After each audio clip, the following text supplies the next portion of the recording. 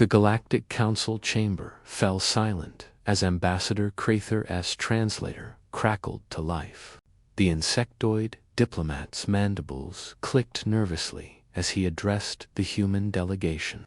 "We require clarification," Crather began, his compound eyes reflecting the dim bioluminescent lighting. "Your planet faces imminent invasion by the Vorthok swarm. We need to know how many combat-ready humans can you deploy." Colonel Sarah Mitchell leaned back in her chair, exchanging a glance with her counterpart, Captain James Rodriguez. The two military officers had been chosen specifically for this diplomatic mission. Though neither had expected such a direct question, Sarah cleared her throat. "Define ready." The council chamber erupted in confused chittering and warbling. The Vorthok were known throughout the galaxy as merciless conquerors. They had devastated 47 civilizations in the past century alone. This was no time for semantic games. "Combat ready," interjected Ambassador Thelmora, a crystalline being whose voice resonated like wind chimes. "Trained warriors, soldiers, those who have undergone military conditioning and weapons training." James stood up, his boots echoing on the marble-like floor. "With all due respect, Ambassador, that's where you're not understanding humans." He pulled up a holographic display, showing Earth's population statistics. "You see these numbers? 8 billion humans. You want to know how many are Yes, Crather clicked impatiently. "All of them," Sarah said flatly. The chamber exploded in protests and disbelief. A reptilian delegate hissed loudly, "Impossible. Our intelligence indicates your military forces number barely 14 million active personnel." James smiled a distinctly human expression that made several aliens uncomfortable. "You asked the wrong question. You asked how many are combat ready. You should have asked how many won't fight." He manipulated the hologram, bringing up images of human history. "Let me tell you about humans. Every single one of us descends from survivors. We evolved on a death world. Yes, we know that's what you call Earth in your private councils. We climbed to the top of the food chain not because we were the strongest or the fastest.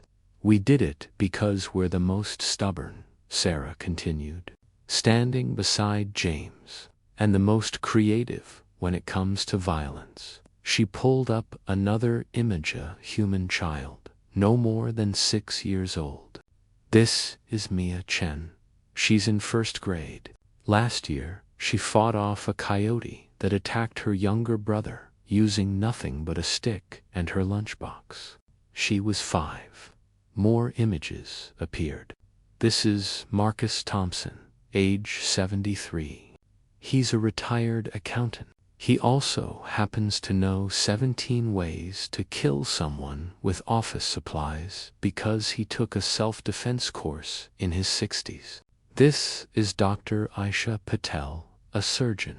In an emergency, her medical knowledge makes her intimately familiar with every vulnerable point in a body, any body." James walked closer to the council members. "You want to know our military strength?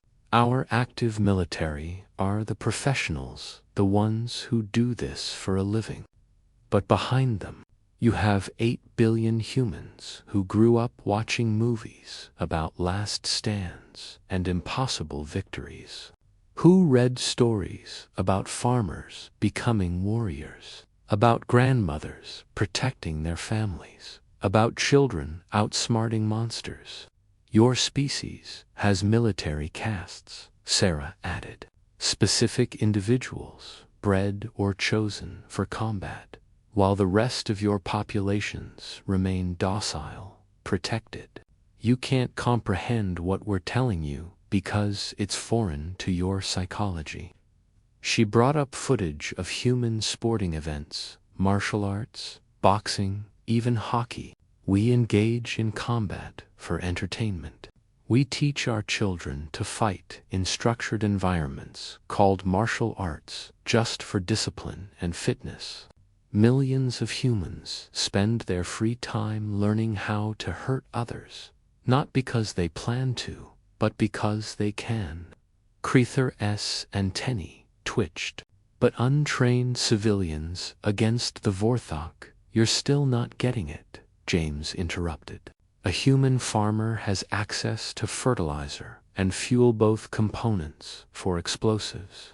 A human mechanic understands leverage and knows how to modify machinery into weapons.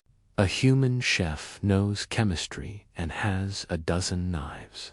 A human programmer can turn your own technology against you. Sarah's voice grew intense. And that's just immediate capability. You know what happens when you threaten humans? When you back us into a corner, we don't freeze. We don't submit. We get creative. Violently, horrifyingly creative. She displayed historical footage humans throughout history, crafting weapons from anything available, fighting with improvised tools, turning their environment itself into weaponry. During our World War II, human civilians made Molotov cocktails from bottles and gasoline. They dug tunnels. They poisoned occupying forces. They turned their homes into traps.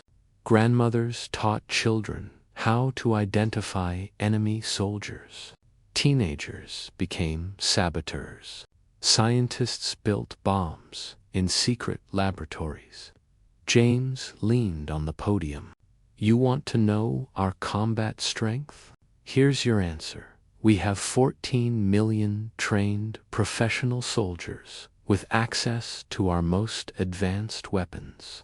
Behind them, we have hundreds of millions of veterans and reservists who know military tactics. Behind them, we have billions of civilians who have spent their entire lives consuming stories about fighting impossible odds and winning. Every human child plays games about survival and combat, Sarah said.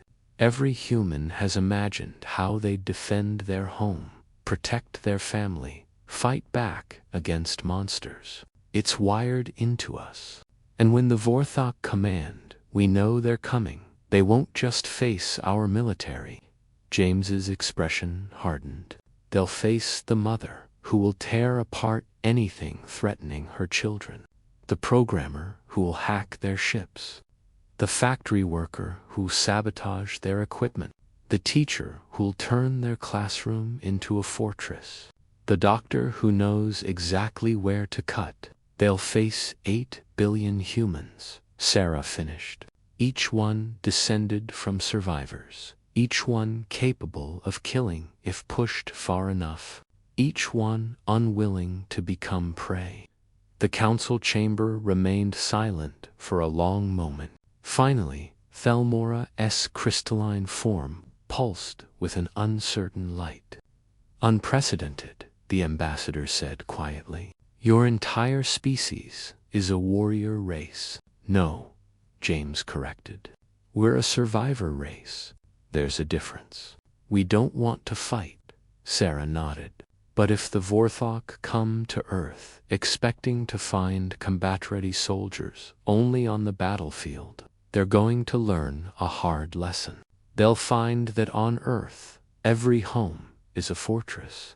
Every citizen is a potential combatant, and surrender isn't in our vocabulary.